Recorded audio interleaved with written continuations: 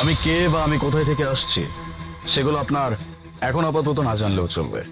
আমি যতটুকু জানি যে আপনি আপনার মা। আচ্ছা এক কাজ কর, তুই আমার মারে কিনবি তো 15 লাখ টাকা দে যা। বাস মাত্র 15 লাখ টাকা? আমি এখানে পুরো 25 লক্ষ টাকা আছে, পুরোটাই আপনার। কি কইতেছেন? হাসা কথা, 25 লক্ষ টাকা আছে এর ভিতরে? বিশ্বাস হায় হায়, হাসাই দেখি 25 লক্ষ টাকা আছে এর ভিতরে। ভাইজান চলে যান, আজকের পর থেকে আমার মা আপনার। বাজান এটা তুই কি করতেছস? কি করতেছস তুই? এটা একটা অপরিচিত লোকের কাছে করতেছস এরকম? কোন কারণে করতেছস? এই বুড়ির ঘরের বুড়ি, তোর বয়স কত হয়েছে দেখছস? আর তুই আমার মা, বাসায় থেকে কি করো? তোর না বিক্রি করলে এই টাকা পামু কই? ভাইজান এত কথা হওয়ার দরকার নাই, আমার মারা আপনি নিয়ে যান তো। দেখুন, আপনার মায়ের জন্য আমি আপনাকে পুরো, আপনার মায়ের উপরে না আপনার কোনো অধিকার থাকবে না, আপনি কোনোভাবে ওনার উপরে কোনো প্রকার হস্তক্ষেপ করতে পারবেন। না না ভাইজান, আমার বুড়ির ঘরে বুড়ি কি কইতাছ শুনছ না? হ্যাঁ ঠিক, আমি 25 লক্ষ টাকা নিছি, তোর বিক্রি করে দিয়ে যাই আনতে যা। আপনার টাকা পাইছেন, আমি আমার মানুষ টাকা পাইছি, দ্যাটস ইট। আমি তাহলে চললাম, চলো।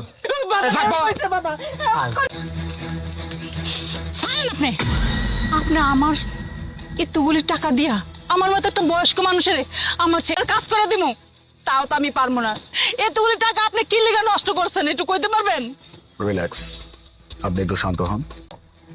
অ্যাকচুয়ালি ব্যাপারটা হচ্ছে যে আমার অফিসের বাইরে একটা চায়ের দোকান আছে, আমি বলতে পারেন যে প্রতিদিনই ওখানে তারা 3 জন ছিল, এরা জুয়া খেলছে। এই জুয়া খেলার মাধ্যমে আপনার ছেলে প্রায় 10 থেকে 12 লাখ টাকার, দুজন মিলে আপনার ছেলেকে এটাই বলছিল যদি আজকের মধ্যে আপনার ছেলে সমস্ত টাকা পরিশোধ করতে না পারে সেক্ষেত্রে আপনাকে তাদের হাতে তুলচাষ করবে। তাদের প্ল্যান ছিল আপনার ছেলের কাছ থেকে আপনাকে তারা নিয়ে নিবে, এরপরে হসপিটালে গিয়ে বলবে যে আপনি মারা গেছেন, এরপরে তারা নিজেদের করে নেবে, দ্যাটস ইট।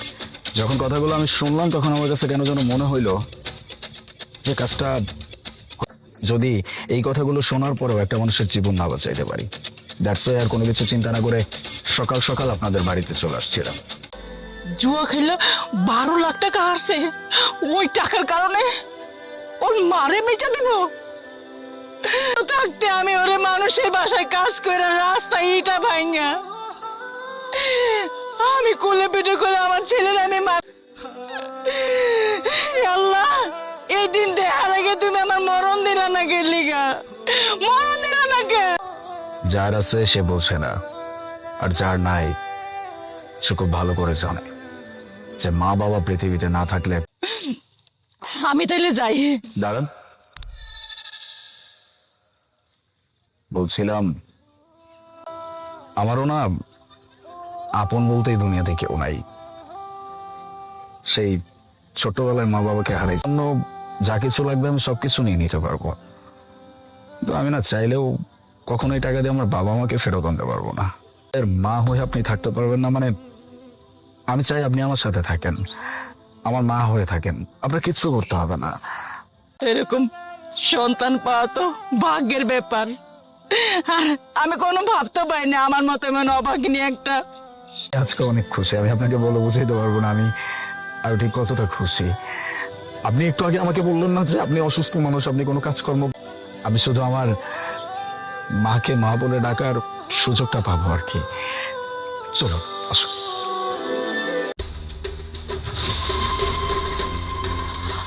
আলিফ, মা তুমি এই, বুড়ির ঘরে বুড়ি, একদম আমাদের মা ছেলের মাঝখানে কথা বলবি না তুই। মায়ের সাথে এরকম করতেছিস কেন? কি হচ্ছে মায়ের? মায়ের কিচ্ছু হয় নাই, মায়ের মাথায় একটু সেরকে ছেড়ে যাবে কোথায়? ওকে তো আমি দৌড়াই ধরছি, চলো বাসায় চলো। ওই দাঁড়া, আগে আমাকে এটা বলছে দেখাচ্ছে না বাবা আমি পড়ে যাই নাই, ওরা মিথ্যা কথা কইতেছে দোনো জামাই বউ। আমার মায়ের এরকম তো খাইতে দেয় না, আর কাজে একটু 19-20 হলে ওরা দোনো জামাই বোঝায় আমার মারধর করে। আর সবচেয়ে বড় কথা কি বাবা জানো, বাড়ি করে দেয় নাই, ও বাড়ি করে দিতে কইছে। বাবা বিশ্বাস কর, ওরা এগুলি করছে শুধু তোর বাপের সম্পদ নাই। আরে না বললাম না মায়ের মাথায় একটু সমস্যা হয়েছে। হ্যাঁ নদী চল। আই বুড়ি, তুই না অনেক বেশি বাড়াবাড়ি করতেছিস, চুপ। দেখা লিপ তোকে আমি বারবার মানা করতেছি, আমি আর আমার মায়ের মাঝখানে তুই আসবি না বলে দিলাম। আর মা কথা বলবি না তুই। দুই মা ছেলের মাঝখানে কথা বলবো না মানে? আমি কে? আমিও তার সন্তান। হ্যাঁ মানছি সে আমাকে, আমি তো শুনলাম মায়ের মুখে সবকিছু, সব সত্যিটা বের হয়ে গেছে। কি ভাবছিস এত সবকিছু শোনার পরেও আমি, তাহলে আমি তোকে বলে দিচ্ছি তোর যে কি হাল আমি করব সেটা তুই কল্পনাও করতে পারতেছিস না। পুলিশ কেস করব আমি, দেখবো তুই নিজেকে কেমনে সামলাস। কি নিয়ে যাবি মাকে? বাবা, মায়ের জন্য তো দেখি দরদ একদম উতলে পড়। ভাগ্য না সবার নসিবে আল্লাহ দেয় না। আসলে তোমরা তো অনেক দুর্ভাগা, কেন জানো? কারণ তোমাদের কাজ জন্য কষ্ট পাইতাম।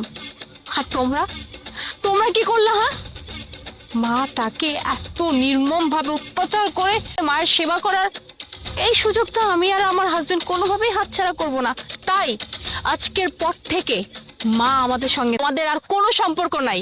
কোনোদিন মাকে নিজেদের মা বলে দাবি করতে পারবা না। যেখানে আমার ওয়াইফও সাথ দিছে আমার, তুই একাই ভোগ করবি। এতদিন কিচ্ছু বলি নাই কারণ মা তোদের সাথে ছিল।